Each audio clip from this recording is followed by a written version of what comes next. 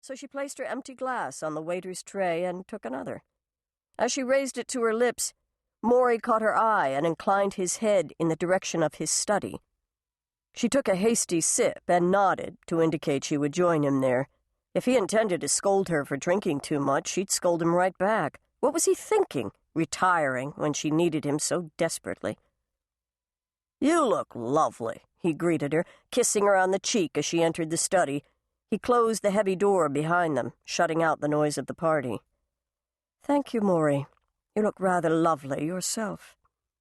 He grinned and tugged at the sleeves of his elegant tuxedo.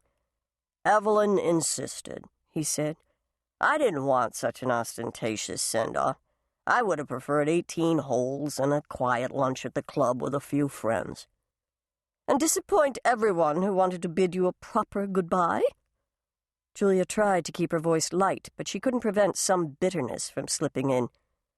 "It's not like you to put your golf game ahead of your friends." "Now, Julia, don't be like that." He placed a hand at the small of her back and guided her to a soft, tapestry-covered sofa in front of the fireplace. "You're going to be well looked after. Your new agent will be able to do more for you than I have these past few years." The apology in his voice touched her.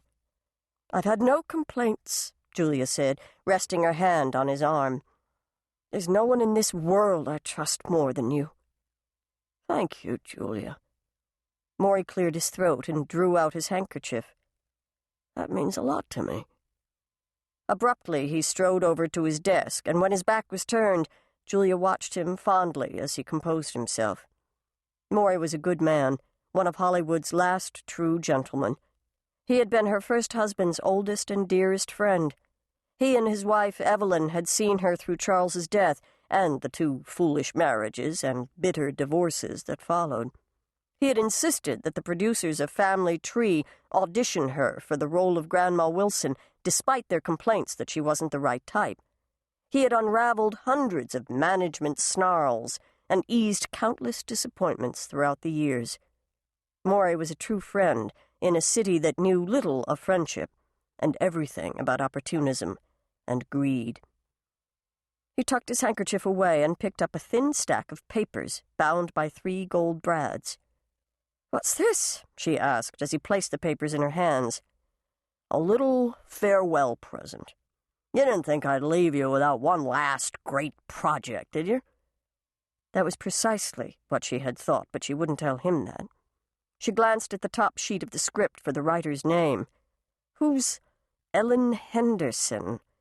What else has she done?" "You won't have heard of her. This is her first major motion picture." "Oh, Maury."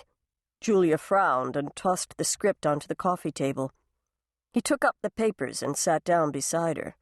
"Don't Maury me before you read it. This is the project we've been searching for. It has heart, it has warmth, and it has a fantastic part for you." He placed the script in her lap and closed her hands around it. "Trust me." "Who's directing?" "Ellen is." The alcohol helped flame her temper. "This is your big plan for getting me my breakthrough role? I've won 4 Emmys and a Golden Globe, and you give me a script written by a nobody. How dare you, after all I've sacrificed?" The last words came out almost as a sob, which she tried to disguise with another sip of champagne. Gently, Maury took the glass. "Don't hold her inexperience against her. 2 years ago, her student film won an honorable mention at Sundance. Plus, William Bernier is producing." Julia raised her eyebrows at him, her anger forgotten. "I thought he had a 3-picture deal with—" "He does. This will be one of those projects. We'll have all the perks and publicity a major studio can provide." "That's not bad," Julia admitted, picking up the script. Even if the production fell through, Bernier would remember that she had been willing to take a chance on a neophyte director for his sake. Not every actress of her caliber would take such a risk, and it certainly wouldn't hurt to have a man like Bernier in her debt. "I'll leave you alone to read it." Maury patted her knee and rose.